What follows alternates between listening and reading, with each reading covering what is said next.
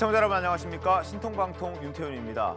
당 내부의 반발과 국회의장의 중재에 민주당이 잠깐 숨고르기에 들어갔습니다. 하지만 안심하긴 이릅니다. 4월 처리 의지가 워낙 확고하고 의석수도 월등히 많기 때문에 언제든 마음만 먹으면 국민들 눈치 보지 않고 자기들 마음대로 법안을 처리할 수 있습니다. 그 선봉장에는 초선 강경파 의원들이 있습니다. 지금 제 뒤에 보이는 인물들인데 최강욱, 황운하, 김용민, 민영배, 이수진 그리고 김남국 등등입니다. 철험회라고 불리는 그룹의 멤버들이기도 하죠. 이 중 일부는 각종 범죄에 연루돼 재판을 받거나 수사를 받고 있습니다. 때문에 이들이 주도하는 검수완박의 명분이 국민이 아니라 자신들 때문 아니냐는 비판까지 제기되고 있습니다. 이런 이들을 중재하고 또 대선 과정에서 외쳤던 협치의 중심을 잡아줘야 할 윤호중 비대위원장과 박홍근 원내대표는 중재와 중심은커녕 이들에게 끌려다니기 바쁜 것 같습니다. 무엇이 이들의 판단력을 이렇게 흐리게 만든 걸까요? 전문가들과 잠시 후에 따져보겠습니다. 금요일 신통방통 광고 후에 시작합니다. 잠시만 기다려주십시오. 네, 신통방통 시작하겠습니다. 금요일 신통방통은 모든 이슈를 집어삼키고 또 전국을 뒤덮어버린 검수완박 법안 이야기로 시작하겠습니다.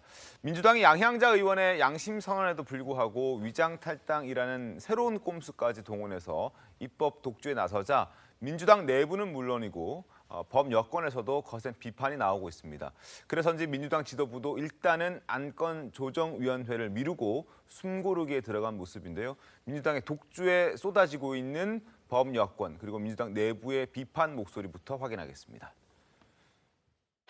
좀 두렵습니다, 사실. 국민들의 시선이. 위성정당에 대해서 대선 기간 중에 이재명 후보가 몇 번 사과하고 반성했지 않습니까? 예. 근데 얼마 됐다고. 과연 만사를 제쳐두고 이런 여러 가지 편법을 동원을 해야 할 만큼 절박한 일인가? 더불어민주당은 한동훈 후보자 지명을 대국민 인사 테러라고 했습니다. 묻습니다. 민영배 법사위원 탈당을 대국회 민주주의 테러라고 한다면 뭐라고 답하렵니까? 저는 586 이후의 세대로서 민주화를 이룬 선배들을 우상처럼 생각했는데 지금은 그 우상들이 괴물이 되어가는 게 아닌지 정치는 없고 뭔가 부숴야겠다는 지금 망치만 있는 것 같습니다. 자, 조홍천 의원은 물론이고 이재명 전 지사 측근 그룹 7인의 소속이죠. 김병우 의원도 강도 높은 비판을 하고 나섰습니다. 김병우 의원의 목소리 보시죠. 이런 식으론 결코 검찰 개혁을 이룰 수 없으며 우리 당이 지금까지 추구해왔던 숭고한 민주주의 가치를 능멸할 뿐이다라고 강도 높게 비판했습니다. 박용진 의원, 지금 우리의 검수완박을 향한 조급함이 너무나 우려스럽다. 바둑의 격언에 묘수 3번이면 진다는 말이 있는데 이건 묘수가 아니라 꼼수다라고 얘기를 하고 있고요. 이소영 현재 비대위원입니다. 근래에 접한 어떤 뉴스보다 놀랍고 당혹스러웠다. 뭐가 민영배 의원의 탈당 기사가. 그리고 전례 없는 명백한 편법이고 국민에게 옳은 일이라고 설명할 자신이 없다라고 얘기를 하고 있습니다. 문희상 전 국회의장도 얘기를 하고 있습니다. 쥐잡다가 쌀독을 깨는 것이다. 아무리 고집 부리고 무리하면 민심이 떠난다라고 얘기를 하면서 지방선거에서 오히려 버림을 받을 것이다 라고 얘기를 하고 있습니다. 예전에 아빠 찬스를 활용하기 위해서 아들을 위해서 꼼수도 부렸던 문희상 전 의장까지도 이런 얘기를 하고 있는 모습인데 최 의원께서는 어떻게 좀 보셨습니까? 잘 아시다시피 지금 각종 여론조사도 나오고 있고요. 네. 이제 기소와 수사의 분리라고 하는 큰 방향에 대해서 반대하는 사람은 그렇게 많지는 않은 것 같은데 네. 그걸 이제 4월 달 내로 처리하겠다. 그러면은 사실은 이게 처음 발동을 걸어서 끝날 때까지 불과 한 3주 정도밖에 지나지 않잖아요. 네. 이런 부분에 대한 국민 여론은 대단히 나쁜 것으로 보이고 네. 지금 민주당 내에서 저런 비판이 나오는 것도 그런 국민 여론을 반영한 결과가 아니겠는가. 이렇게 본다면 그러면 도대체 이 검수완박 법안을 지금 문재인 대통령 임기 끝나기 전에 처리해버리겠다는 건 도대체 그 사람들은 누구를 믿고 이렇게 하는 것인가 하는 그런 생각들이 들게 됩니다. 네. 그럼에도 불구하고 민주당 의원들은 아랑곳하지 않거든요. 어떻습니까, 박원석 의원님? 근데 지금 민주당 내부 여론이 조금 달라지는 것 같아요. 네. 그동안에 4월 내 검수완박법 처리에 대해서 당내 이견이 있었지만 그게 이제 표면화되지는 않았거든요. 근데 이번에 이제 이 꼼수 사보임을 통해서 이렇게까지 해가면서 이제 국민적 공감대가 없는 이 법을 처리해야 되겠느냐라는 목소리가 조금 공론화되기 시작한 거고, 오늘 민주당이 10시 반에 오전에 의총을 해요. 네. 그 의총에서 아마 그동안에 조금 이렇게 눌려왔던 다양한 의견들이 표출되지 않을까 싶고, 무엇보다 물리적으로 시간이 이게 쉽지가 않습니다. 왜냐하면 지금 180석 그 필리버스터 종결 의석수를 장담할 수가 없어요. 그렇게 네. 되면 회기를 잘라가지고 한 3차례 본회의를 열어야 되는데 지금 다음 주 한 주밖에 없거든요. 네. 다음 주 한 주 동안 3차례 본회의를 연다는 게 사실 쉽지는 않아요. 게다가 이제 박병석 의장이 지금 중재안을 냈다고 네. 뉴스가 전해지고 있는데 내용은 아직 공개가 안 공개되지 됐습니다. 않았습니다. 그러니까 여야 간에 물밑 협상을 하고 있다고는 하는데 저는 좀 그 협상이 진전이 돼서 조금 이제 원만한 출구 전략을 서로 간에 찾았으면 좋겠고요. 민주당도 더 이상 좀 무리하지 않았으면 좋겠습니다. 알겠습니다. 하지만 민주당 지도부 여전히 입장을 고수하고 있습니다. 자, 민주당 지도부의 목소리 바로 확인합니다. 민주당은 국민을 위해 특권검찰을 반드시 정상화시키겠습니다.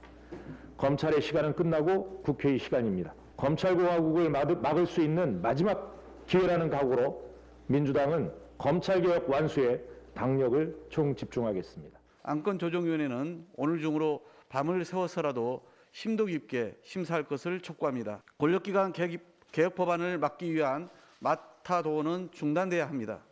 수사권, 기소권 분리는 참여정부 때부터 오랜 기간 수기해온 대국민 약속입니다.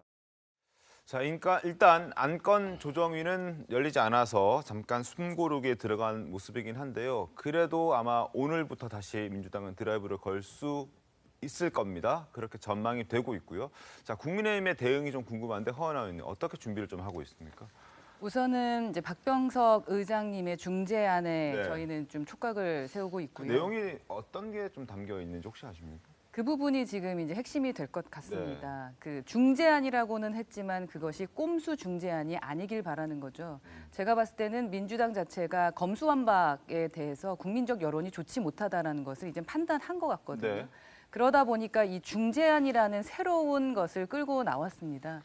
근데 민주당 자체에 대한 얘기가 아니라 의회주의자인 박병석 의장께서 네. 본인의 생각대로 정말 대한민국을 생각하고 중재안을 만들었다면 저희는 그 부분에 대해서 함께 하고자 하는 마음이 있고 네. 다만 중재안을 또 들여다보니 이 사실 검수완박이라는 것이 민주당이 말하는 것은 검찰 개혁을 하겠다라는 거 아닙니까? 네. 근데 그게 진정한 검찰 개혁이 아니라는 것을 국민들이 알고 계시는 것처럼 열어보니 부칙들이 엄청났죠. 근데 중재안이라는 것을 이름은 중재안으로서 이해할 수 있을 것 같다라고 국민들을 설득했는데 내용을 보니 기존의 민주당이 희망했던 그 내용이 담겨 있다면 저희는 수긍하기가 좀 어렵습니다. 일단 내용이 중재안이 공개가 되지 않아서 그 내용이 어떤 건지 잘 모르겠는데 일단 법사위원들께서는 다들 들여다보고 계시겠죠 지금? 이제 지도부나 네, 그 원내대표께서 지금 계속 대화 중이시고 그 기본적인 내용은 파악하신 것 같은데 네. 함구하고 계십니다. 그렇군요. 네. 일단 그 중재안이 마음에 든다면 협의가 이루어질 테고 그렇지 않다면 당연히 협의는 이제 물 건너가는 상황이 될 겁니다. 그리고 오늘 강력한 드라이브가 예상이 되고 있는 상황인데 그렇다면 민주당 지도부는 내부 반대에도 불구하고 왜 이렇게까지 밀어붙이려고 하는 것일까? 이 점에 의문을 가지는 분들도 많으실 겁니다.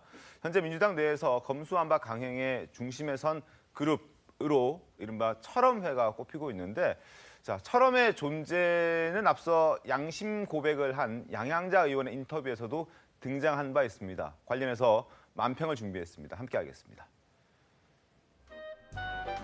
나는 이 법안 반댈세 천천히 하자고 국민 보고 가야 한다고 그렇게 얘기를 해도 먹히지가 않으니 이거 원. 아니 한동훈이 법무장관 지명 받는 거 보고도 그런 소리가 나옵니까? 잘못하면 우리 문정부 사람 20명은 감옥 갈 수도 있습니다. 양 의원님, 이건 죽느냐 사느냐의 문제인데 이러시면 어쩝니까? 아니 아무리 개혁이라도 이건 좀 아닌 것 같은데. 이렇게 꼼수까지 써가면서 얻을 게 대체 뭡니까? 저런 목소리는 들리지도 않나 보. 국회의원의 양심을 당신들이 이래라 저래라 할 수는 없지요. 어쨌든 난 반댈세. 자, 철험의 구성원들을 신문 통해서 한번 살펴보도록 하겠습니다. 신문 보시죠. 자, 보시는 대로입니다. 최강욱, 황운하, 김용민, 민영배, 이수진 의원과 김남국 의원 등등을 포함해서 10명이 여기에 포함이 돼 있다고 합니다. 최강욱 의원은 잘 아시다시피 조국 전 장관 아들 인턴, 허위 인턴 서류를 작성해 준 혐의로 1심에서 유죄를 받고 지금 항소심 진행 중이고요. 황운하 의원 역시 경찰 출신으로 울산 선거 개입한 혐의를 받고 지금 재판을 받고 있는 상황입니다. 김남국 의원, 민영배, 이수진, 김용민 다들 면면이 화려하죠.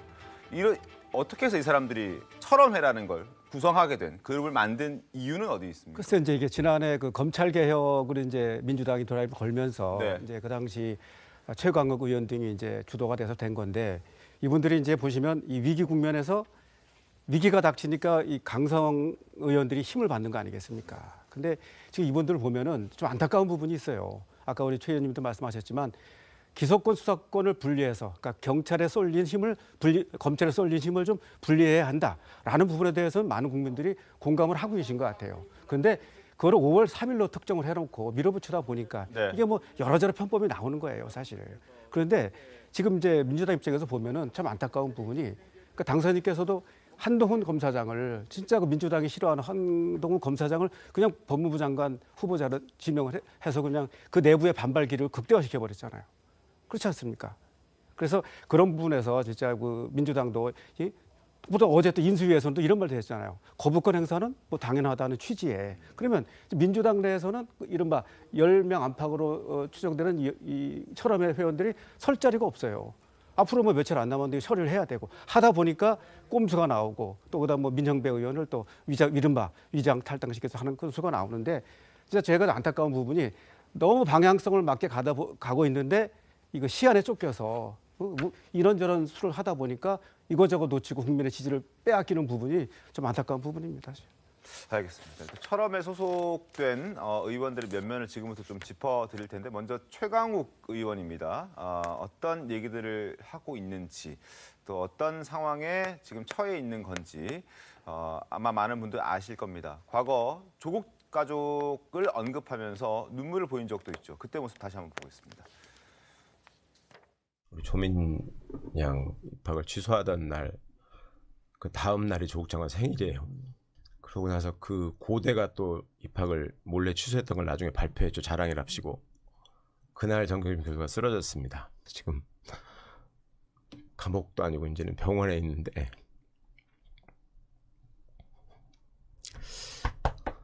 제가 제 인생을 걸고 이 사람들 지켜주고 싶고. 자, 그리고 김용민 의원, 검수완박에 정말 반대 목소리를 내고 있는 대표적인 의원입니다.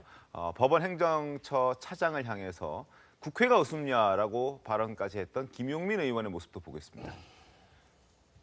심도 있는 논의를 거쳐가지고 이 법안을 진행하는 것이 저는 맞다고 생각을 합니다. 행정처 차장님께서는 저의 입장에 대해서는 또 어떻게 생각을 하시는지. 유상범 의원님의 견해가 전적으로 옳다고 생각이 듭니다. 방금 그 말씀은 그 법원행정처나 대법원의 공식 입장입니까? 아니면 차장님의 개인 생각이십니까? 뭐 이것은 이제 공식 의견이기도 하고 그리고 저희 제 개인적인 생각이기도 하고 차장님 다 돼가지고 차장님 제 잠깐만요. 대답 아직 안 끝났습니다.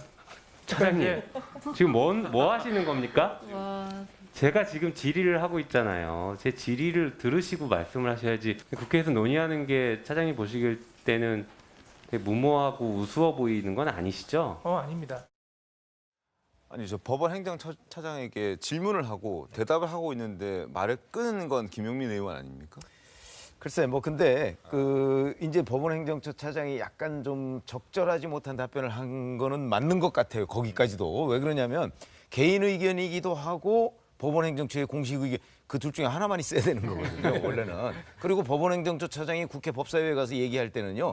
개인 의견을 얘기하는 건 좀 곤란하죠. 그래서 이제 대법원의 입장이 어떤 것이냐 그 설명을 하면 되는 건데 그런데 이제 거기에 대고 뭐 국회가 우습냐라는 발언은 사실 그것도 좀 적절한 발언은 아닙니다. 그래서 서로 이렇게 약간 공방을 주고받다 보니까 이제 저렇게 그 조금 더 나간 거죠. 서로 그 저런 점은 이렇게 좀 절제하는 모습이 국민들한테 비치는 것이 좋다 이렇게 생각합니다. 어떻습니까, 허나 의원님? 저렇게 철험의 회원 10명 중에 무려 5명이 지금 법사위에 들어가 있거든요. 그래서 그들이 주도한다. 그리고 지도부 윤호중 비대위원장과 박홍근 원내대표는 이들에게 끌려다닌다라는 평가까지 지금 나오고 있지 않습니까? 그러한 평가가 과하다라고 생각했는데 그럴 수 있겠다라고 이제는 국민들이 고개를 끄덕이는 상황이 돼버렸다라고 말씀드릴 수 있을 것 같고 그 나오신 분들에 대해서 태도를 얘기하려면 본인들도 품격을 지키면서 의회의 품격을 지켜주셔야 되는데 국민이 아닌 조국 전 장관을 위해서는 눈물을 흘리시는 분께서 국회의원으로서 국민을 대표하는 같은 동료 의원에게 저게라고까지 얘기하시는 분께서 나오고 계신 분들한테 저렇게 발언하는 것 또한 맞는 건가 하는 생각이 좀 들게 됩니다. 기본적으로 국회의원이라면 적어도 국민을 위해서 일하셔야 되는 게 맞다. 그리고 이렇게 속도전에 대해서 불만이 많으신 분이 그러니까 민주당을 제외하고는 모두 다 반대하고 있는데 본인들 20명의 목숨줄을 위해서 이렇게까지 무리하게 하시는 것을 누가 이해할 수 있을까라는 좀 생각이 듭니다. 이제는 조금은 자중하고 내부의 목소리에도 귀를 좀 기울이셔야 되지 않을까 하는 생각이 듭니다. 알겠습니다. 그리고 어제 저희도 보도를 해드렸는데요. 조선일보가 양양자 의원과 전화 통화한 인터뷰 내용, 그중에서도 특히 문재인 정부 인사 20명이 감옥에 간다, 검수완박을 통과시키지 못하면 이라는 그 발언에 대해서 여러 가지 논란들이 증폭되고 있습니다. 국민의힘에서도 여러 메시지를 내고 있는데 하태경 의원의 목소리 한번 들어보겠습니다. 뭐 한마디로 제가 볼 때 민주당의 집단 광기, 양양자 의원이 양심 선언을 했잖아요. 한 20여 명 정도가 검찰 수사권 박탈하지 않으면 자기들 감옥 간다고 생각한다는 거 아닙니까? 부패 정치인들 감옥 안 보내려고 지금 이 엽기적인 상황을 만들고 있는 거죠. 최영규 특보님, 자 철험회가 양양자 의원도 철험회가 막무가내다. 그리고 한 강성 의원이 다 죽는다라고 얘기를 했다라고 양양자 의원이 밝혔거든요. 근데 이제 지금 이게 어제 그 양양자 의원의 이 멘트가 화제가 됐는데 20명이라고 특정을 해서 말씀을 하셨어요. 근데 그 20명이 누군지 대체. 그리고 지금 예를 들어서 너무 양 의원께서 뭐 어떤 경로를 통해서 뭐 이렇게 사람 이름까지 확인하셨는지까지 모르겠지만 그럼 막연히 뭐 20명 그럼 청와대가 지금 범죄 집단이 되는 거 아닙니까? 양양자 의원이 없는 얘기를 만들어내진 않았을 것이다라는 한 전제가 있긴 하지만 그런데 이게 20명 뭐 특정을 해가지고 뭐 청와대를 특정을 하면은 뭐 누가 있겠습니까? 거기다가 뭐 이제 지금 보시면 뭐 지금 울산 선거 개입 사건이라든지 또는 뭐 지금 저 산업부 블랙리스트 사건이라든지 이런 부분에서 이제 뭐 검찰 수사가 이루어지고 있으니까 그에 따른 등등을 추정을 해본다 할지라도 여기에는 심지어 양양자 의원의 그런 20명 전원에는 거기에 또 지금 이재명 고문까지 포함되어 있는 거 아닌지. 그러니까 사람들은 이렇게 말을 하면은 혹시 이재명 고문도 포함되는 거 아니야? 그럼 마치 이재명 고문을 범죄자처럼 이게 기정사실을 해버리는 느낌이 있잖아요. 그래서 이런 부분은 이름을 안 밝혔다 할지라도 어떤 특정을 해서 20, 30명을 뭐 감옥에 간다 이렇게 말을 할 때는 좀 조심해야 되고 좀 진짜 좀 근거 있게 말을 해야지. 그냥 뭐 그럴 것이다. 아니면 말고시게 이런 건 좀 조심해야 되지 않을까 싶습니다. 저는 그 20명보다 더 궁금한 게 저 얘기를 누가 했는지가 궁금합니다. 사실은 민주당이 이 법안을 이렇게 해서 무리하게 추진하는 정당성을 송두리째 흔드는 발언이거든요. 아무리 이제 사석에서 양양자 의원이 좀 소극적이니까 그걸 설득하려고 이 법이 추진되지 않으면 이런 일이 일어날 수도 있다라는 식의 얘기를 했더라도 저 굉장히 심각한 발언이에요. 그리고 도대체 20명이 감옥 간다는 그 근거는 또 뭐냐. 말씀하셨듯이 20명이 누군지부터 시작해서 그래서 저는 양양자 의원이 기왕의 양심 선언을 하신 마당에 민주당으로서 굉장히 좀 곤혹스러운 상황에 처한 거거든요. 가뜩이나 야당에서는 이렇게 이 법안을 밀어붙이는 배경이 결국에는 방탄법 아니냐. 이 문제 제기를 하고 있는 가운데 저 발언이 나왔기 때문에 기왕 양심 선언을 하셨으면 저런 발언을 한 의원이 도대체 누군지 그것까지 아니 저는 그것까지 공개할 필요가 있다고 생각을 해요. 그리고 저 얘기를 들은 사람이 양양자 의원만이 아니다. 네, 맞습니다. 지금 모 변호사도 예. 자기도 같은 얘기를 들었다. 만약에 법사위에서 이거를 일방적으로 밀어붙이면 나는 공개하겠다까지 얘기를 했어요. 공개될지도 모르는 상황이거든요. 어떻게 보면 그 민주당 내부에서도 굉장히 신중치 못한 그런 언행들이 있는 건데 민주당 지도부도 굉장히 곤혹스럽게 생겼습니다. 그런데 양양자 의원이 그 조선일보하고 통화에서는 그렇게 얘기했잖아요. 네. 근데 중앙일보하고 통화한 내용을 보니까 조금 발을 뺐더라고요. 그거 보셨는지 모르겠지만, 그러니까 저게 의원이 아니다. 얘기했던 의원이 아니다. 실무진이 그런 얘기를 했다. 이렇게 발을 뺐는데 조선일보하고 통화했던 내용에 분명하게 이렇게 돼 있습니다.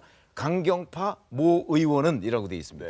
그럼 본인이 결국 실언을 했다는 얘기밖에 안 되잖아요. 그렇죠? 그러니까 강경파 모 의원은 검수완박에 통과되지 않으면 다 죽는다. 다 죽는다. 그리고 그다음에 또 다른 네. 사람으로도 돼 있어요. 그거는 의원이라고는 안 했지만 전후 맥락을 보면 그것도 의원이라고 우리가 충분히 짐작할 수 있도록 얘기를 했는데 실무진이다 이렇게 얘기를 하니까 저는 조금 발을 뺐다고 보고요. 그다음에 아까 뭐 양홍석 변호사가 이제 얘기한 나도 들은 적이 있다라고 얘기한 거는 만약에 실무진이라면 그 양홍석 변호사가 그렇게 얘기를 했겠어요? 그렇죠? 그런 점으로 본다면 저는 의원은 분명하다. 그것도 앞에 철험의 얘기가 있었기 때문에 철험의 강경파 의원은 분명해 보인다. 그러면 뭐 사실은 대략 압축이 돼요. 아니, 근데 혹시 국회에서 들으신 바 없으십니까? 저는 아직 못 들어봤습니다. 그래요? 의원들끼리 이렇게 서로 공유하고 있는 내용이 공유해도 여기서 발언하면 안 되죠. 알겠습니다. 이거 근데 그게 설령 누가 술자리에 개인적인 사석에서 말을 했더라도 이렇게 20명 특정을 할 때는 되게 신중하셔야 되고 국회의원이지 않습니까? 우리가 국회의원들이 아무리 사적인 유튜브 같은 채널에 나와서 말을 하더라도 공인이기 때문에 말을 조심해야 되고 그런 부분이 있는데 이거를 언론 인터뷰에서 또 보다 20명이라고 특정을 해가지고 한다는 거는 여기에 더해서 황운하 의원의 또 뭐 이거 검수완박하면은 6대 범죄 징벌한다 이런 것까지 합쳐지면은 진짜 우리 검찰 개혁 해야 된다는 부분에 대해서 공감하는 분이 얼마나 많습니까? 피해를 입은 분도 많이 있고 그러한 전반적인 방향은 다 무시됐고 그냥 밀어붙여서 졸속 처리하려 한다 하는 부분만 강조되니까 그런 부분은 좀 알겠습니다. 그만을 하셔야 될 것 같습니다. 그리고 조선일보와 중앙일보의 그 양양자 의원 인터뷰의 차이점에 대해서 잠깐 설명을 좀 드릴 텐데요. 일단 중앙일보에 나왔던 내용은 그냥 그대로 읽어드리겠습니다. 국회의원이 아니라 실무진이 한 말인데 잘못 보도됐다. 실무진 사이에서 청와대에 근무했던 죄 없는 실무자들까지 떨고 있다는 취지로 우려했던 우려다라고 양양자 의원이 일단 밝히긴 했습니다만 중앙일보고. 예, 중앙일보 내용인데 어쨌든 요걸 두고 한 발을 물러섰다라고 최병우 위원께서는 평가를 하시고 해석을 하신 겁니다. 예, 뭐 개인적인 의견이시니까 충분히 개진할 수 있는 부분이고 오해를 하실까 봐 중앙일보에 보도된 내용도 저희가 설명을 좀 드렸습니다. 그리고 안건 조정위가 있는데 사실은 이 부분은 소수 정당을 위한 그러한 기구입니다. 그런데 여기에서도 이번에 민주당은 내로남불식이라는 비판을 받고 있는 상황인데 왜 그런지 과거 안건 조정위 제도를 도입하는데 누구보다 앞장을 섰던 민주당의 모습을 잠깐 보겠습니다. 안건 조정 제도라는 것은 소위 국회 선진화법에 의해서 지난번 국회법에 도입이 된 제도입니다. 그동안 국회가 폭력이 난무했고 또 반대로 날치기가 난무한 그것에 대한 여야의 반성 속에서 폭력에 대한 제재 방안을 강구함과 함께 날치기를 막기 위해서 도입된 그런 제도입니다. 날치기를 막기 위해서 도입된 제도다. 결국 거대 정당을 그 정당이 했던 날치기를 막기 위해서 소수 정당을 위해서 만들어진 제도인데 그랬던 민주당이 오히려 거대 여당이 되자 지금 계속해서 꼼수를 쓰고 있는 상황입니다. 뭐 이번에 민영배 의원의 이 위장 사보임뿐만 아니라 사실 그 전에 공수처를 처리할 때도 그리고 언론중재법을 처리할 때도 민주당은 꼼수를 써왔습니다. 그 모습 잠깐 보겠습니다.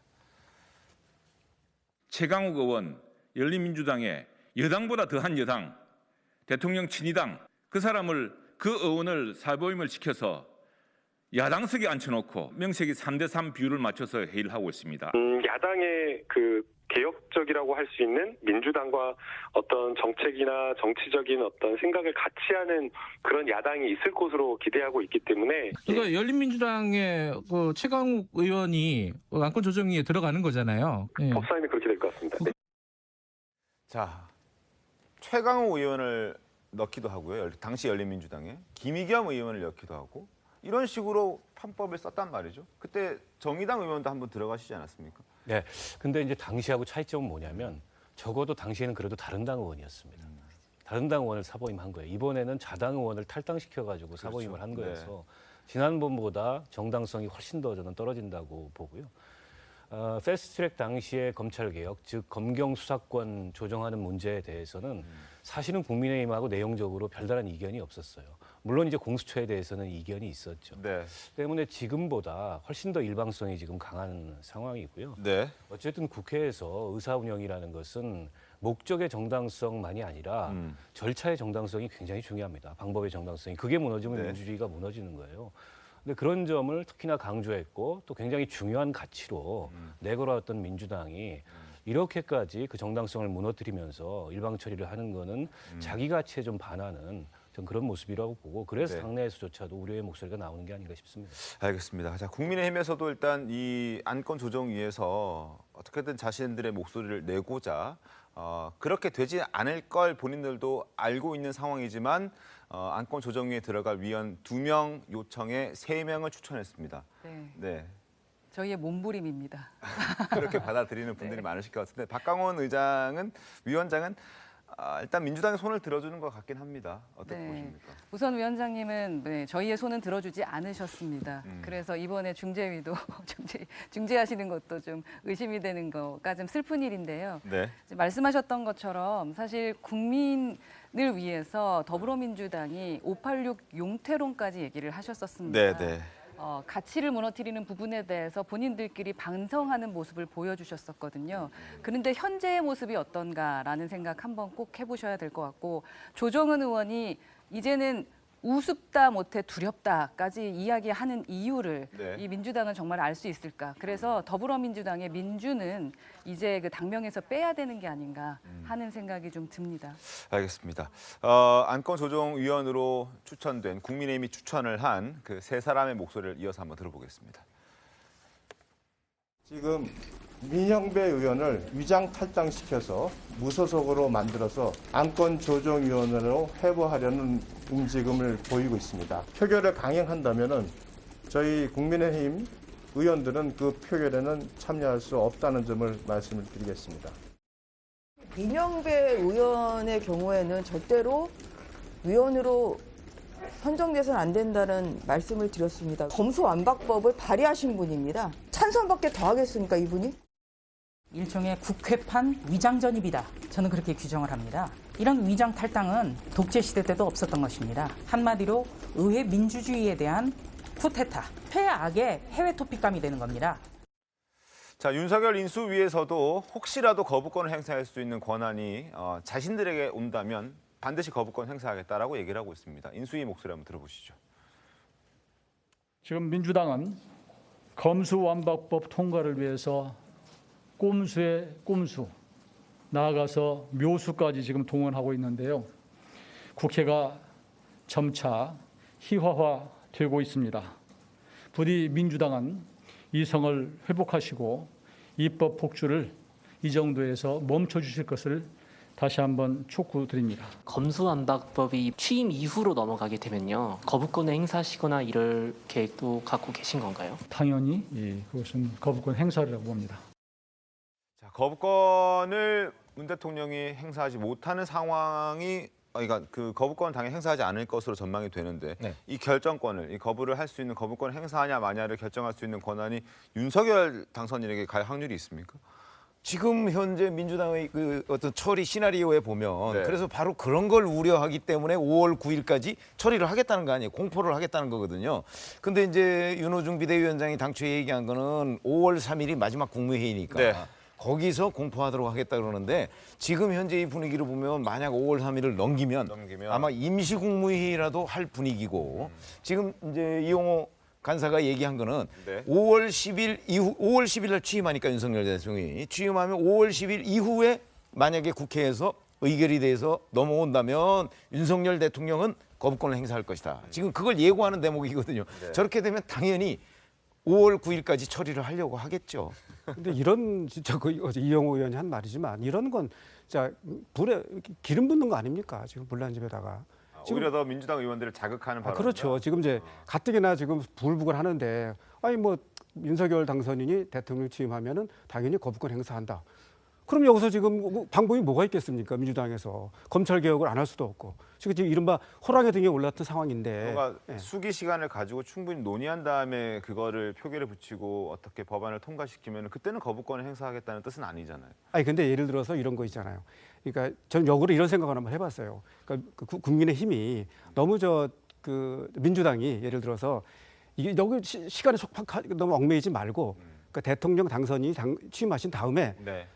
의결해서 넘겨서 한번 그동안의 과정을 거쳐가지고 그러니까, 그래서 대통령이 만약에 윤석열 대통령이 거부권 행사하면 할 수 없는 거고 그러나 그 과정에서 정당성을 확보하고 여론이 좋게 가면 또 될 수도 있는 거 아닙니까? 그러나 이렇게 딱 거부권 행사한다고 딱 못을 박아버리면 국민의힘 이른바 민주당 안에 강경파들이 설 자리가 없어지는 거 아닙니까? 그럼 그냥 가야 되는 거예요, 직진으로. 강경파들의 설 자리를 위해서 가야 된다라고. 그러니까 내부에서 이렇게 내부의 그 자중질환도 많고 막 어지러운 상황에서 거기다 인수위에 또 책임 있는 간사가 나와가지고 거부권 행사한다고 못을 딱 박아버리면 그건 검사 한번 하라는 얘기 아닙니까 지금 이게. 한 번 더 정치적 덫을 놓은 건 아닐까요?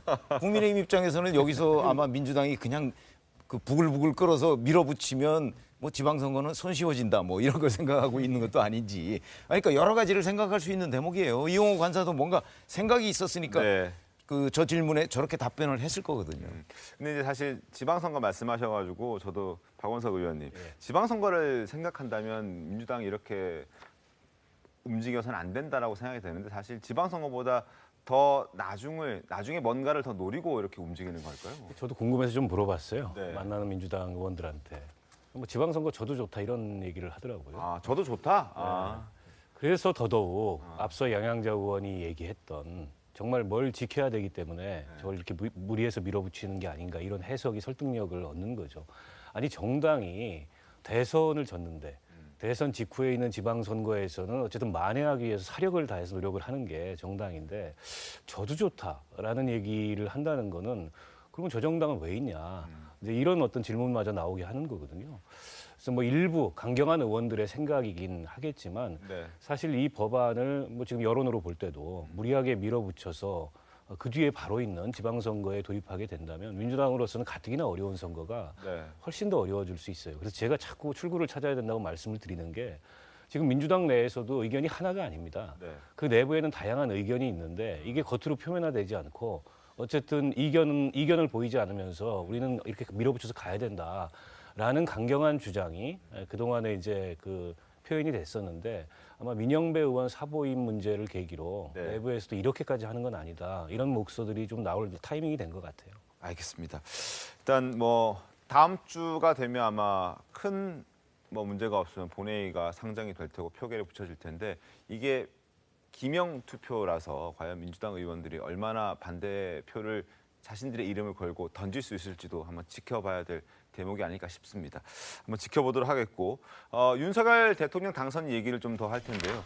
최근 예능 프로그램에 출연했는데 이 출연을 한 걸 놓고 말들이 많습니다. 진실 공방까지 벌어지고 있는 상황이거든요. 문제를 제기한 쪽은 탁현민 비서관이었습니다. 화면 보겠습니다. 자, 저 먼저 가겠습니다. 지난해 4월과 그 이전에도 청와대에서는 대통령과 청와대 이발사 그리고 구두수선사, 조경 담당자들의 프로그램 출연을 문의한 바 있는데 CJ 측, 제작진 측에서 프로그램 성격과 맞지 않는다는 이유로 거절 의사를 밝혀왔다라고 얘기를 하고 있습니다. 결국 탁현민 비서관이 얘기하는 것은 문 대통령의 청와대가 요청했을 때는 거절을 하더니 윤 당선인이 요청했을 때는 출연을 시켰다 뭐 이런 이야기거든요. 차별하는 것이냐 혹은 뭐 어떻게 된 것이냐라는 얘기하는 것인데 손정희 변호사님 이게 출연을 CJ 측 얘기를 들어보면 출연 요청을 받은 적이 없다라고 얘기를 하거든요. 누구 말이 맞는 겁니까? 일단 거짓말 공방이 나오는 상황인데요. 사실 방송사가 누군가를 출연할지 여부는 방송사의 재량이기 때문에 이것을 관여하기는 굉장히 어렵습니다. 그럼에도 불구하고 정치권의 공방이 되고 있다는 것은 CJ 측에서 혹시 정치적인 외압이라든가 이번에 이제 당선인이 새 정권을 탄생하기에 그런 눈치를 보는 거 아니냐 이런 공방이 나오고 있는 것 같고요. 일단 탁현민 비서관이 문자 메시지 남아 있다라고 하니까 진실은 쉽게 확인되지 않을까 생각이 듭니다. 알겠습니다. 자, 그리고 9시 45분부터 검찰개혁, 검수완박과 관련된 국회의장의 입장문 발표가 있을 예정입니다. 라이브로 바로 보여드릴 수 있는 상황이 될 것 같습니다. 9시 45분에 국회의장 집무실을 연결해서 바로 어떤 입장을 국회의장이 발표하는지, 박병석 의장이 어떤 얘기를 하는지 바로 보여드릴 텐데요. 그 전까지 윤 당선인과 관련된 얘기를 조금 나누고 있겠습니다. 일단 국민의힘에서도 허은혜 의원님, 이렇게 뭐 예능 프로그램 하나 출연한 걸 가지고 이렇게 파장이 커질지 예상하셨습니까? 예상하지 못했죠. 그렇죠. 네. 지금 당내 분위기 어떻습니까? 당내 분위기는 뭐 여러 의견이 있고 네. 이게 그 정도야? 이 프로그램이 그 정도로 파장이 있는 프로그램이야? 이런 생각이 좀 드는 거죠. 그래서 그 프로그램의 인지도를 상당히 많이 높여주는 것이 아닌가 하는 생각이 좀 들고요. 네. 우선 제가 알아봤을 때는 사실 옆에서 좀 출연 제의가 왔는데 출연하시면 어떻겠냐라고 말씀을 드려서 뭐 청년들도 많이 본다니까 한번 출연하시죠 이렇게 해서 출연하시게 된 거라는데 이거를 정치적 공방까지 이끌어가는 이유를 좀 솔직히 잘 모르겠습니다. 이거는 좀 아마추어적이고 대범하지 못하다. 그리고 청와대의 마지막을 이렇게 한 비서관으로 인해서 이미지를 이렇게 하락시켜도 되는 거, 추락되고 있는 거라고 저는 좀 생각을 하고 있는 거거든요. 네. 예, 문재인 대통령이 요청했다. 그런데 프로그램에 출연하지 못했다. 그래서 어쩌라는 겁니까? 왜 그런 얘기를 지금 와서 해서 이 프로그램, 이 기업 하나를 흔들어 놓으려고 하는지에 대한 것도 솔직히 전 개인적으로 이해가 좀 안 가고요. 네. 대부분 민주당 쪽 분들께서는 메시지가 좀 공격하기가 어려우면 메신저를 공격하지 않습니까? 프로그램 자체 내의 내용을 가지고 공격을 못 하겠고 혹시라도 배가 아프신 건지 왜 메신저 그 프로그램을 진행하는 사람들과 그 업체를 가지고 공격을 하시면서 대범하지 못한 모습을 보여주시는지 참 안타깝다. 아니 근데 그는 그렇게 또 말씀하실 게 아닌 게 그 탁현민 비서관의 말이 사실이라면 지난해 그 전에도 두 번인가 제안을 했다는 거 아닙니까? 문 대통령 그 청와대 내에서 뭐 조경사라든지 뭐 이발사 등등 생활 좀 소개하는 프로에 참여할 수 없냐? 그랬더니 이 프로의 성격은 정치인이 나오는 게 아니다. 프로그램의 성격상 안 된다라며 거절을 했다는 거예요. 그러면 그런데 그때 만약에 받아들이고 지금 당선인께서 나가서 방송하셨으니까 그럼 아무 문제가 없는 거죠. 근데 그 당시에는 그런 이유로 들어서 프로그램의 성격상 안 맞으니까 안 된다라고 했다가 지금 또 당선인께서 정치인인데 그럼 뭐 정치인 나가는 게 당선인 나가는 게 프로그램 성격과 맞는 겁니까? 이 프로그램이 조세호 씨하고 저 유재석 그 두 분이 나오는 건데 되게 재밌어요. 그 자료화면 쓰면서 이렇게 하면은 개인의 어떤 인지도 형상이라든지 이미지 개선에 크게 도움이 되는 프로고 젊은 친구들이 되게 좋아해요. 저도 자주 봅니다. 그런 면에서 지금 의원님 말씀하신 대로 이렇게 뭐 청와대에서 이렇게 좀 그렇게 좀 나쁜 의미를 말씀하시는데 제가 보기에 탁현민 의원의 비서관의 말이 사실이라면 이거는 프로그램 그 회사에서 어떤 배려에 있어가 좀 실수한 게 아닌가 생각합니다. 사실관계는 확실하게 하고 가야 될 것 같은데 그 프로그램에 저희 김예지 의원이 출연을 하셨었습니다. 그렇다면 김예지 의원은 정치인이 아니라는 말씀이신 건지에 대한 질문을 좀 하고 싶거든요. 결국 정치인이 출연을 했었고 그쪽에서 정치인이기 때문이라고 말씀을 하셨을지 그게 사실인지 프로그램 성격상 프로그램 성격상 김예지 의원은 출연을 이전에 하셨습니다. 네, 처음에 김예지 의원도 출연했고 표창원 의원도 출연. 그렇다면 그들은 정치인이 아닌 겁니까? 그래서 그게 이제 그쪽에서는 그렇게 말씀을 하셨다고 하는데 그러니까 그 부분을 문자로 확인을 하자라고 아까 변호사님도 말씀을 하셨던 부분인 것 같은데요. 그런 것들을 하나하나 따져야 되는 지금 상황이냐라는 말씀을 저는 드리고 있는 부분이다라는 거고 그리고 프로그램 성격상 예를 들어 제가 신통방통에 꼭 나오고 싶다. 여러 번 얘기하면 그냥 나옵니까? 아니지 않습니까? 프로그램에 맞춰서 가는 것이고 이쪽에서 저희한테 요청했기 때문에 나오는 거 아니겠습니까? 요즘이 어떤 시대인데 나 나오게 해. 힘으로 되는 시대입니까? 너무 시대착오적이다라는 말씀을 드리고 있는 겁니다. 아니 저는 그게 뭐 그런 과정에서 뭐 과거의 정치인들이 뭐 좀 나오셨다고 말씀하시는데 저는 배려의 차원에서 양쪽 다에서 문제가 없지 않았겠냐. 그때는 성격상 안 된다고 했다가 이번에 또 하니까 그것도 청와대 입장에서는 기분 좋을 수는 없는 거 아니겠습니까? 알겠습니다. 자, 지금 국회의장실에 박병석 국회의장을 보고 계십니다. 아마 잠시 후에 박병석 국회의장의 직접 발표로 검수완박 중재안 그리고 검수완박에 대한 국회의장으로서의 정치적 중립성을 지켜야 하는 국회의장으로서의 입장이 나올 예정입니다. 자, 최봉 위원님. 어떤 얘기를 할까요? 짧게. 글쎄요. 정의당에서도 뭐 중재안을 낸 적이 있죠. 이제 유예 기간을 1년으로 늘리자 뭐 이런 얘기를 했는데 아마 그런 정도 차원이나 아니면 김호수 검찰총장이 얘기하는 수사 지휘권은 남겨놓자 검찰에 뭐 이런 것들을 이렇게 좀 섞어서 지금 현재 그러니까 민주당과 국민의힘 주장의 한 중간쯤으로 하지 않을까. 왜냐하면 거기서 이제 협상이 시작이 될 거거든요. 그렇게 되면 4월 내 강행 처리 이거는 현실적으로 어려워지는 건 아닌가 이런 생각이 드는데요. 한번 보시죠. 뭐 중재안을 안 보고서 저희가 뭐라고 얘기할 수는 없으니까. 그러니까요. 박병서 의장이 사실 미국 출장, 캐나다 출장까지 취소를 하고 당초 그 출장은 현재 굉장히 취소하기 어렵다라는 입장을 유지했던 박병서 국회의장이었는데 상황이 급박하게 돌아가다 보니까 그 출장까지 취소를 하고 지금 국내 한국에 남아 있는 상황인데 어떤 얘기를 하는지 지금 바로 확인을 좀 해보겠습니다. 대변자로서 국익과 국민의 관점에서 임해야 된다는 정치적 신념을 가지고 있었습니다. 검찰개혁법과 관련돼서 오늘 여야 원내대표에게 의장의 최종 중재안을 전달했습니다. 아시다시피 여야 간의 간격이 너무 커서 이것을 조정안을 만드는데 쉽지 않았습니다. 그동안 여야 원내대표하고는 심야 회동을 비롯해서 수차례 비공식 회담을 가졌습니다. 그리고 이 최종안은 여야 원내 지도부들의 의견 그리고 전직 국회의장님들의 의견 그리고 정부의 책임 있는 관계자들, 전문가들의 의견을 종합해서 의장이 문서로서 활기하게 나라는 최종안을 제시했습니다. 저는 오늘 양당 의원총회에서 의장의 중재안을 수용해 줄 것을 강력히 요구합니다. 의장은 국익과 국민의 관점에서 의장이 제시한 의장 중재안을 수용한 정당의 입장을 반영해 국회 운영의 방향을 결정할 것이라는 것도 양당 원내 지도부에 통보했습니다. 오늘 여야 의원총회에서 의장의 중재안을 수용해서 원만하게 합의가 되기를 다시 한번 호소드립니다.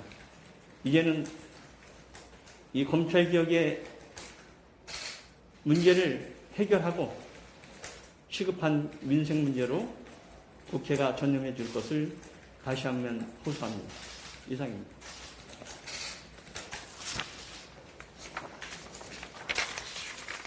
자, 지금 다 같이 들었는데요. 일단 중재안의 내용 발표가 없었습니다. 어떤 내용을 양당 원내 지도부에게 통보했는지 통보했다라는 건 얘기를 했고 그리고 양당 의원총회가 오늘 오전 예정돼 있는데 민주당 10시 30분, 국민의힘은 10시에 예정돼 있습니다. 그런데 그 자리에서 수용이 되길 바란다 이 중재안이. 그러나 어떤 중재안, 어떤 내용인지는 공개를 하지 않았습니다. 궁금해지는 대목인데 왜 공개하지 않고 좀 저렇게 기자회견까지 할 거면 공개를 시원하게 했어야 정상 아닙니까? 그건 이제 의장님 마음이시죠. 허를 찔린 거죠 저희가. 근데 전 어제 그 기사 나오는 거 보면서 그 저거 있지 않습니까? 그 검찰에서 나온 거 가운데 대배심제 같은 거 해서 뭐 기소 여부를 할 때 그 대배심에서 하는 그런 내용이 포함되지 않을까. 자, 일단 질의응답도 지금 진행이 되고 있다고 하거든요. 질의응답도 현장 연결이 가능하다고 합니다. 확인을 좀 더 해보겠습니다. 공개하라고 말씀드렸습니다. 의장님, 저 뉴스원 한채 중지자인데요. 이제 오늘 각 당의 의장님의 중재안에 대한 입장을 들어보고 국회 운영 방안을 정한다고 하셨는데 국민의힘이 수용하지 않더라도 그러면 이제 추진하겠다는 말씀으로 이해해도 될까요? 제 말에 모든 것이 담겨 있습니다. 의장은 더 이상의 카드가 없습니다. 하나만 더 부연해서 여쭤보면 의장님께서 지금 이 중재안을 만드시기까지 수차례 회동을 거쳤다고 하는데 그렇다면 살짝 원내대표 간에는 이 중재안에 대해서 좀 협의가 이루어졌다고 봐도 되는 건가요? 서로 하고 싶은 말씀들 충분한 의견 교환은 있었지만 선뜻 동의하지 못하는 분야도 의장 중재안에는 들어가 있습니다. 그것은 이번은 어느 한 정당이 도 만족시킬 수 없는 안이 될 수밖에 없다는 것을 말씀드리겠습니다. 예, 이상입니다. 끝끝내 내용은 공개하지 않는군요. 어쨌든 저 중재안의 내용에 따라서 국민의힘, 민주당 의원총회에서 의원들이 수용을 할 수 있을지 없을지가 아마 결정이 될 것이고 수용 여부에 따라서 오늘 국회가 시끄러울지 아니면은 조금 조용하게 주말을 맞이하게 될지 결정이 될 텐데 허은하 의원님, 구체적으로 말씀해 주실 수는 없겠지만 그래도 분위기라는 게 있지 않습니까? 어떻게 진행될 것 같습니까? 상당히 지금 의장님도 말씀을 못 하시는 것을 저에게 지금 분위기 정도. 예. 저희가 원래 어제는 12시까지 대기하기로 했었었는데 한 9시 정도에 대기가 좀 풀렸거든요. 그런 걸 봤을 때는 극으로 가지는 않지 않을까 하는 그런 추측은 좀 해볼 수 있을 것 같고 반반일 것 같습니다. 반반일 것 같습니다. 이렇게만 말씀드리겠습니다. 근데 이게 의장의 중재안이요. 아까 이제 국민의힘 주장과 민주당 주장을 섞었을 것이다 이렇게 얘기를 했잖아요. 거기다 이제 뭐 전문가 얘기도 하고 전직 국회의장 얘기도 하고 그러면 여러 가지를 다 섞었다 이런 얘기가 되는 거잖아요. 그런데 국민의힘이 저렇게 나오는 거 보면 저는 민주당은 그렇지 않을 것 같아요. 반대로. 반대로. 왜냐하면 딱 섞어서 중간 지점이면 양쪽이 다 동의를 해야 되는데 그렇지 않고 국민의힘이 약간은 안도하는 분위기잖아요 지금. 안도까지는 아닙니다. 아닙니다. 50대 50이라고 말씀하셨어요. 그렇게 되면 민주당은 어떨까 과연? 민주당은 이걸 밀어붙여야 되는데 이렇게 되면 희비가 엇갈릴 수도 있겠다. 그런데 제가 보기에 아까 의장께서 말씀하실 때 이 중재안을 받아들이지 않는 정당에 불리하게 진행한다고 하셨어요. 그런데 국민의힘에서 이걸 오케이 했는데 민주당이 노한다. 그러면 국민의힘에 유리하게 한다는 거는 본회의 상정이나 또는 그런 걸 좀 안 하겠다는 얘기겠죠. 그거는 이제 양당에 대한 압박 정도로 봐야 되는 게 맞는 거 아닌가요? 아까 그 말씀을 확실하게 하시더라고요. 의장께서. 지금 빨간색으로 자막이 나오고 있습니다만 모두가 만족할 수는 없는 중재안이다. 때문에 50대 50 일 것 같습니다. 우리 흔히들 많이 쓰죠. 애매할 때 50대 50이라고. 자, 한번 상황을 좀 지켜보겠습니다. 10시 국민의힘 의원총회, 10시 30분 민주당 의원총회입니다. 끝나고 나면은 충돌할지 휴식할지 지켜보도록 하겠습니다. 자, 그리고 윤 정부 초대 내각을 구성할 장관 후보자들의 인사청문회 일정도 이제 속속 잡혀가고 있죠. 청문회 일정이 다가오면서 후보자 검증도 더욱 매서워지고 있는 그런 상황입니다. 민주당이 낙마 1순위로 지목하고 있는 한동훈 법무장관 후보자를 둘러싼 의혹들 먼저 짚어봅니다. 첫 번째가 위장 전입 의혹입니다. 손정혜 변호사님, 그동안 자녀 입시를 이유로 위장 전입한 그런 분들은 우리가 좀 봤지만 이번에 한동훈 후보자 같은 경우에는 좀 다릅니다. 자동차 때문이라고요? 차를 구매할 때 네. 채권을 사야 됩니다. 그 비용이 이제 지자체별로 이제 다르게 책정되어 있어서 발생하는 문제인데 어느 정도 팩트가 확인됐습니다. 한동훈 후보 같은 경우도 2007년 5월경에 전입 신고, 그러니까 이제 차량 매입 비용을 낮추기 위해서 이제 딜러에게 이제 서류를 맡겼는데 사실상 위장 전입이 된 정황이 드러나고 있다라고 말씀드릴 수 있고요. 본인도 인정하는 부분이고요. 그렇습니다. 이게 주민등록법 위반인데 이제 현행법에는 3년 이하의 징역, 3천만 원 이하의 벌금에 처해지도록 되어 있어서 배우자가 이제 불법을 했다라는 의혹이 제기된 상태이고 일단 간행적이다, 불법성이 크지 않다 이런 주장도 있지만 법무부 장관이다 보니까 법을 지켜야 되는 사람이 너무 이 부분에 대해서 좀 무성의했던 거 아니냐 이런 지적이 있는 상황입니다. 알겠습니다. 한동훈 후보자 답변도 살펴보겠습니다. 화면 보시죠. 한동훈 후보자가 2007년 5월에 한동훈 후보자의 배우자 서울에 거주하면서 한 달간 경기도로 위장 전입했다. 그런데 이유는 자동차 구매 때문이었고 딜러가 그런 일을 제안했다. 당시에는 흔히 있었던 일이었기 때문에 무심코 했는데 이걸 검사장 인사 검증 과정에서 그게 2019년이었고 그때 처음 알게 됐다라고 얘기를 하고 있습니다. 뭐 자신의 불찰인 걸 본인도 인정하고 있는 것 같긴 한데요. 두 번째 의혹도 이어서 살펴보겠습니다. 두 번째 의혹은 편법 증여입니다. 자, 한 후보자가 검사가 되기 전에 모친의 돈으로 아파트를 매입했다는 의혹인데요. 결국 최병우 의원, 이건 증여세를 안 냈다라는 건데 여기에 대해서 뭐라고 해명했습니까? 그거에 대해서는 본인이 사실은 뭐 정확하게 지금 뭐라고 설명은 안 하고 있습니다. 그게 이제 뭐냐면 본인이 그때 샀던, 그러니까 그게 오래됐잖아요, 벌써. 네. 오래됐으니까 본인이 샀던 돈 중에서 1억이 문제가 되는 거거든요. 네. 본인이 그 아파트를 샀는데 그 아파트가 모친이 누구한테 또 1억 원을 빌려줘서 거기 근저당권을 설정했던 네. 그런 아파트인데 그거를 자기가 샀단 말이죠. 그 사람으로부터. 그렇게 되면 그 1억 원을 결국은 모친이 빌려줬던 돈을 아들한테 결국 준 모양새가 것이 되잖아요. 아니냐, 그렇죠. 이렇게 된다는 건데 그게 이제 좀 관계가 좀 복잡해요. 그럼 그 과정에서 정말 증여세를 전혀 안 낸 것인지 뭐 이런 부분을 지금 찾아보겠다고 하고 있으니까 그나마 해명을 보고서 판단을 해야 될 것 같습니다. 알겠습니다. 그리고 마지막으로 살펴볼 한동훈 후보자의 의혹은 농지법 위반 의혹인데요. 허은하 의원님, 이거는 어떻게 된 겁니까? 지금 뭐 여러 가지 이야기를 듣고 제가 보내주신 것들도 이렇게 읽어보고는 있습니다만 네.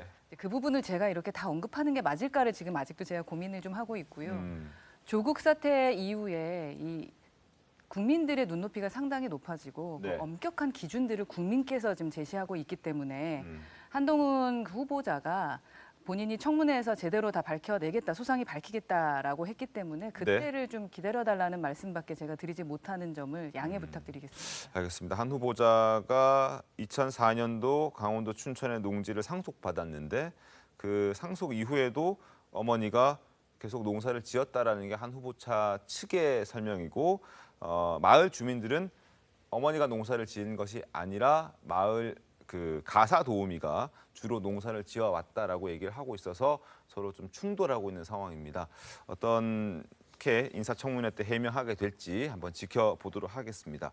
자, 그리고 정호영 후보자 역시 지금 뜨거운 소식이 전해지고 있는데 아들의 병역과 관련해서 추가적으로 신체 검사를 다시 받았습니다. 다시 받은 결과는 2015년 때 받았던 결과와 동일했습니다. 설명을 들어보겠습니다. 정호영 후보자 아들에 대해서 재검증을 실시하였습니다. 2015년 당시와 현재 모두 4급 판정에 해당하는 신경근을 압박하는 추간판 탈출증 진단 결과를 확인하였고 이는 후보자 아들의 병적 기록부에 기재된 2015년 4급 판정 사유와 동일한 결과입니다. 자, 민주당에서는 받아들일 수 없다. 셀프 재검이었다. 추가 자료를 요구하고 있습니다. 들어보시죠. 정호영 장관 후보자가 셀프 검증에 이어 셀프 판정까지 했습니다. 국민들이 궁금해하는 것은 2015년에 MRI 영상 자료에 대한 판독과 당시 4급 판정의 적절성 여부입니다. 4급 판정을 판단한 주체가 누구인지 명확히 밝히십시오. 진단에 대한 병역 급수 판정은 병무청에서 하게 되어 있습니다. 오늘 판단은 어디서 누가 한 겁니까? 세브란스입니까? 아니면 인수위입니까? 최영일 특보는 여전히 민주당은 믿지 못하고 있는 상황인 그렇죠. 것 같습니다. 이제 지금 말씀하신 대로 이제 셀프 진단이니까 그리고 그동안의 팩트를 좀 보면은 2010년도에 2급 판정을 받지 않습니까? 네. 그리고 5년 뒤에 4급을 받아요. 근데 그 사이에 많이 악화된 거잖아요. 그죠? 네. 근데 그 사이에 무슨 병원 진료 같은 기록이 별로 남아있지 않다는 거예요. 그리고 2015년 4급하고 지금 이후에 7년이 흘렀잖아요. 네. 7년이 흘렀으면은 만약에 그런 아픈 게 있으면 악화가 됐을 거 아닙니까? 그러면 그때 그 4급 판정 받을 때 그 당시에 기록을 봐야 되는 거 아니냐 해서 뭐 셀프 진단 이런 거보다는 공신력 있는 기관에 여야가 다 참여한 가운데서 검증 한번 다시 하는 게 좀 필요하지 않나 생각이 듭니다. 제출 요구에 처음에는 제출하지 않겠다라고 얘기를 했습니다만 뭐 지금 현재 상황에서는 제출도 할 수 있다라는 입장으로 조금 바뀐 것 같은데 한 상황을 좀 지켜보도록 하겠습니다. 그리고 진단명을 두고도 지적이 이어지고 있습니다. 어떤 것 때문인지 한번 들어보도록 하겠죠. 추가판 탈출자이랑 협착은 좀 엄연히 다른 질환으로 알고 있는데 진단명은 사실은 둘이 다 가능할 것 같습니다. 아마 주 진단명을 뭐로 하는가를 뭐로 하는가에 따라서 주 진단이 추간판 탈출증이 될지 척추협착증이 될지 좀 달라질 것 같습니다. 4급과 3급의 이 판단 기준은 질병명이 아닙니다. 자, 질병명이 4급과 현역과 보충력의 판단 기준은 아니고 그리고 협착이니 탈출증이니 하는 것도 어떤 게 주 진료, 뭐 주 병명인지에 따라서 조금 다를 수 있다. 둘 다 가능하다. 뭐 이런 설명을 하는 것 같거든요. 글쎄요. 근데 저건 뭐 굉장히 전문적인 영역이라 그러니까요. 지금 사실은 민주당에서 발표한 신현영 의원도 의사거든요. 네네네. 그러니까 지금 의사가 또 저렇게 주장을 하니까 저희가 뭐 아니라고 할 수도 그렇죠. 없고. 저희가 뭐 보건복지부 대변인이 얘기하는 거하고 의사가 또 얘기하는 거하고 그 이제 공신력이 좀 다르니까 제가 보건대는 2015년 그 신검을 받을 때 그때 MRI 사진, CT 사진 뭐 있을 거 아니겠습니까? 지금 그걸 안 내놓네 이거 가지고 이제 지금 논란이 벌어지고 있는데 그걸 가지고 공개 검증을 하는 게 맞다. 지금 현재 재검하는 것보다는 저는 그렇게 생각합니다. 알겠습니다. 상황을 좀 지켜보도록 하죠. 그리고 정호영 후보자에게 이 아들, 딸, 자녀와 관련된 의혹이 아니라 또 다른 의혹이 또 불거지고 있는 그런 상황입니다. 정 후보자가 경북대 병원장으로 재직할 당시에 심야에서 또 술집과 식당에서 법인카드를 썼다는 건데 당시 코로나19로 굉장히 확진자가 폭증했던 시기였는데 어떻게 이 시기에 이렇게 법인카드로 술집이나 식당에서 쓸 수 있었느냐라는 의혹이 제기된 겁니다. 손정혜 변호사님, 이거 어떻게 된 겁니까? 일단 술집 식당에서 10시, 11시 31분 결제를 한 걸로 봐서는 굉장히 늦게까지 회식을 했다라는 증빙이 될 수 있는데 그 당시에 이제 자가격리라든가 집합금지, 사회적 거리두기에 위반된 게 없는지 좀 살펴볼 필요가 있는 것 같고요. 일단 법인카드 같은 경우는 업무 목적으로 썼다고 한다면 위법 사항은 아닙니다. 네. 그런데 지금 나오고 있는 이야기는 병원 실무진과 같다고 하기 때문에 이 해명이 맞다라고 한다면 위법 사항은 없습니다. 좀 확인할 필요가 있는 것 같고요. 이 국민들께서 법인카드를 공적으로 썼는지 사적으로 썼는지 굉장히 엄격하게 바라보고 있기 때문에 단순히 직원들 회식했다라고 설명하기에 더 나아가서 구체적인 자료를 제출을 해야지 이에 대한 의혹이 사라지지 않을까 합니다. 알겠습니다. 코로나로 힘들어하는 그 의료진들을 격려하는 차원에서 법인카드로 식사나 주류를 좀 제공했다. 뭐 이런 차원의 해명이 나오긴 했는데 한번 지켜보도록 하죠. 그리고 지금부터는 지방선거 소식 짚어보겠습니다. 송영길, 박주민 두 의원이 서울시장 후보 경선에서 배제되기로 공관위가 결정을 했다가 반발이 너무 거세자 이를 철회했습니다. 100% 이제 국민 경선으로 서울시장 후보를 민주당은 뽑겠다고 밝혔습니다. 송영길 전 대표 그리고 고용진 대변인의 목소리 들어보겠습니다. 결국 이 중요한 의사결정을 당원과 국민을 배제하고 뱃사람이 결정해버립니다. 사실상 이재명 후보의 정치 복귀를 반대하는 선제 타격의 의미가 있다고 생각합니다. 윤호중 위원장도 많은 고민을 하실 텐데 선거에 이기는 방안을 찾지 않겠습니까? 스스로 자폭하는 그러한 결정을 내릴 걸로 저는 생각하지 않습니다. 서울시장 후보는 100% 국민 경선으로 한다. 송영길 전 대표와 박주민 의원의 배제 문제는 두 사람에 대한 배제는 없이 금요일까지 추가로 후보 영입을 더 하고. 자, 민주당의 입장이 확 바뀌었습니다. 그런데 공천 배제 방식을 뒤집은 게 이재명 전 지사가 그 배경에 있다라는 얘기가 있습니다. 글쎄 제가 직접 소통을 못 해봤으니까 확언을 못 드리겠지만 그러나 원심력으로 작용을 하지 않았겠습니까? 그런데 이재명 고문께서 그 지난 대선 과정에서 개딸 양아들 해가지고 젊은 지지층 팬덤도 생겨났고 또 지난 또 원내 총무 선거에서 박홍근 의원이 지지를 얻어서 원내 총무가 됐지 않았습니까? 그리고 당내에 지금 이른바 친이재명계로 분리되는 사람도 많이 있는데 제가 보기에 그 송영길 그 의원을 배제하려고 했던 건, 송영길 후보를 배제하려고 했던 거는 이른바 제가 추측건데 당내 권력 싸움의 결과가 아니었나. 계파 갈등이었다. 계파 갈등이었다. 예컨대 경기지사도 지금 이재명 고문과 가까운 김동연 후보가 나가 있고 거기에 서울까지 만약에 이제 그 송영길 후보가 돼버리면 모든 선거 중심이 이재명 고문 위주로 흘러가니까 거기에 대한 견제 차원에서 친문 쪽에서 그거를 제동을 건 건데 걸어보니까 또 이게 또 이재명 고문 쪽에 세력이 만만치 않으니까 이거 그대로 갔다도 큰일 나겠구나 해서 다시 그걸 뒤집은 게 아닌가 좀 그렇게 생각을 해봅니다. 알겠습니다. 중간 저희가 좀 짚어드릴 게 있는데 아까 뭐 개딸 이런 표현 쓰셨는데 개혁의 딸 뭐 이렇게 우리가 풀어서 설명해 주시면. 근데 그게 원래는 개딸이라는 게 그 드라마에 나온 건데 그게 뭐 길게 얘기하자는 얘기. 그러니까 그게 개혁의 딸 뭐 이런 처음에는 그거 있잖아요. 뭐 망아지 같은 딸 같은 거. 나쁜 뜻은 아닌데. 그럼요. 나쁜 뜻은 아닌데. 좋은 뜻이죠, 그건 사실. 잘 모르고 들으시는 분께서는 오해를 하실 수 있다라는 차원에서 앞으로 좀 풀어서 말씀해 주시면 더 좋겠다라는 의견을 드린 겁니다. 알겠습니다. 자, 어쨌든 서울시장 후보로 지금 송영길 전 대표, 박주민 의원이 이제 포함이 되게 됐습니다. 이낙연 전 대표 그리고 박영선 전 장관 같은 경우에는 출마를 안 하겠다는 의견들이 좀 많은 것 같아서 과연 추가적으로 또 공천이나 또 경선에 등판하게 될 후보가 누구일지도 궁금해지는데 한번 지켜보도록 하죠. 그리고 이런 가운데 안희정 전 충남지사의 옥중 이혼 소식이 전해졌습니다. 지난해 연말부터 부인이 이혼을 원하고 있다는 말들이 돌긴 했었는데 이게 이제 사실로 확인이 됐습니다. 그렇죠. 안희정 전 충남지사가 그 총 3년 6개월의 징역형을 받았죠. 그런데 벌써 올해 출소를 한다고 합니다. 그러다 보니까 아마 그 부인이 뭐 여러 가지로 고민을 했겠죠.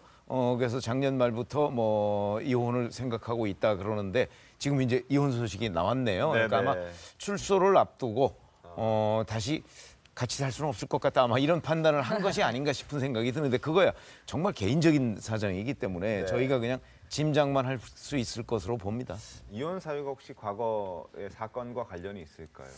무관하지 않을 겁니다. 사실 보통의 부부라고 한다는 것은 본인만 이 사실을 알고 있다고 하더라도 견디기 어려운데 온 국민이 이 사건을 알고 있지 않습니까? 여전히 또 정치권에서 공방이 이루어지고 있고 또 안희정 전 지사가 정치적으로 재개할지 좀 불확실한 상황에서 도저히 혼인관계를 유지하기 어렵다 이런 판단을 한 것으로 보입니다. 알겠습니다. 안희정 전 지사 앞서 최병우 위원께서도 말씀해 주셨듯이 벌써 3년 6개월의 형을 대부분 다 채워서 올해 출소 예정입니다.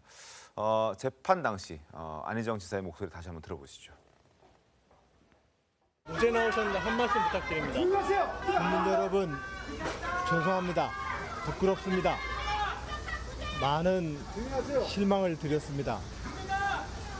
다시 태어나도록 더 노력하겠습니다. 부끄럽고 죄송합니다.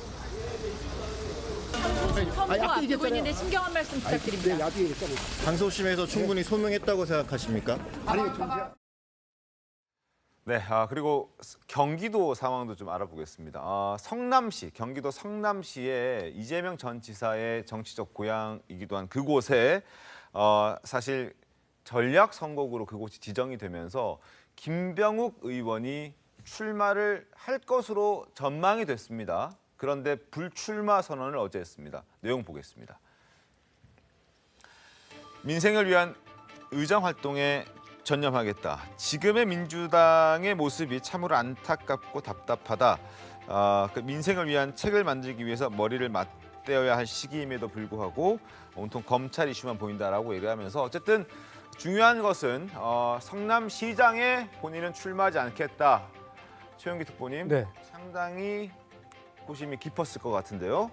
어떤 이유로 저렇게 결정하게 됐습니까? 글쎄요, 이제 제가 당초에 좀 알아본 바로는 그 성남 지역에 있는 김태년 의원 그리고 지금 김병욱 의원 등등 만나가지고 이 성남만은 지켜야 된다라는 절박감 속에서 김병욱 의원이 나가는 거로 전략 공천하는 거로 이게 됐는데 제가 보기에 지금 어제 그 당에서 그 발표가 나가자마자 바로 불출마 선언을 했지 않습니까? 거기에는 그 성남시의 어떤 그 선거 상황이 예전 같지 않게 좀 어려운 상황이 아닌가 제가 분석이 됩니다. 기본적으로 그 분당구는 기본적으로 이제 국민의힘의 텃밭이고 거기에 과거 수정구와 그 중원구가 공장 밀집 지역이고 또 서민들이 살면서 민주당의 텃밭이었는데 이 지역이 재개발되고 재건축되면서 젊은 친구들이 많이 들어왔어요. 그쪽도 이게 만만치가 않아요. 만만치가 않다. 예. 그래서 그러면 네. 궁금한 것은 이재명 전 지사는 네. 어떻게 됩니까? 그러니까 이제 지금 또 물어보시는 이유가 그러면 이제 김병욱 의원이 성남시장 나가면 네. 그 분당 지역에 보궐선거로 나오는 게 나가는 거 아니냐. 그리고 제가 냉정하게 분석을 해드리면 분당 지역이 이재명 고문한테도 그렇게 녹록한 지역이 아니에요. 지난 대선에서 이재명 지사가 성남 전체에서는 5천 표인가 10,000표를 이겼지만 그러면 당선 졌어요, 가능성을 거기서는요. 따져봤을 때 효과가 적기 때문에 불출마 선언을 했다. 그거 그렇게 뭐 단정적으로 말씀하기는 어렵지만 이 김병욱 의원이나 이재명 고문이나 그 분당 의뢰 그 상황이 녹록지 않기 때문에 그렇게 뭐 그만두고 나가고 뭐 재보궐 나가기가 쉽지 않은 상황이 아닐까, 쉽지 않은 상황이다 이렇게 판단이 됩니다. 알겠습니다. 그리고 손정혜 변호사님, 성남시 얘기가 나와서 또 새로운 소식을 좀 전해드리는데 유동규 전 본부장